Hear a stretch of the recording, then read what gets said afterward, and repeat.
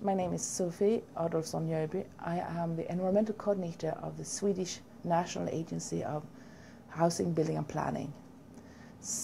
And I have been here in HRM for 5 months to work with sustainability issues, and I'm going home on Tuesday. I bet you're looking forward to going home. No, I'm not. Oh, not too much. It's winter there too. Oh yes, it's winter there too. Okay. Well, tell me about the issue that's at the top of your mind right now. You mentioned road widening. What about road widening? Well, I would say that new roads don't solve congestions. Only alternative choices to using your own car will permanently solve such problems. So road widening is not the end of, or not the solution for traffic jam. Okay. What are the alternatives? Well, I say there are many alternatives, and you have to provide your citizens with these alternatives. I'll come to them later, and also have encourage behavioral change.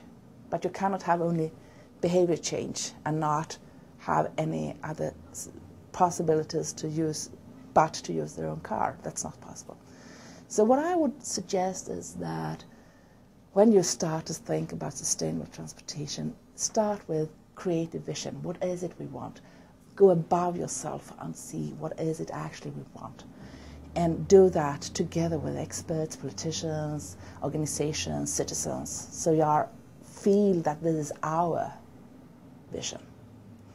And such a vision, I would say, has few crucial things.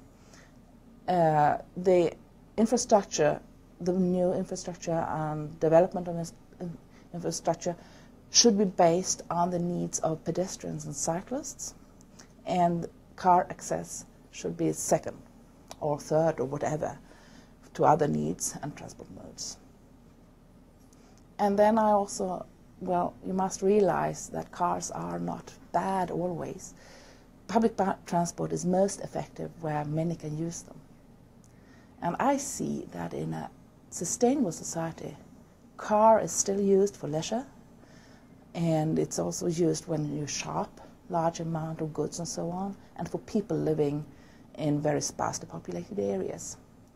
So, and then it's really even more crucial that you create an environmental space. And with environmental space, I mean if the cars are still polluting, you can do that when you really need to use car, and infrastructure creates barriers, so you have as little as possible of routes and such things. So by using daily public transport for your daily transport, then you create such space for using car when you really need it.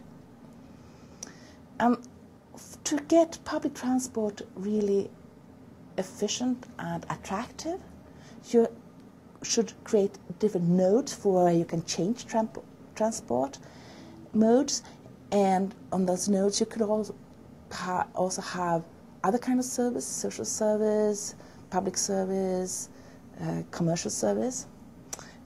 And then you also have to be sure that the public transport is accurate, that it's on time, that you have information for the people that are traveling on it.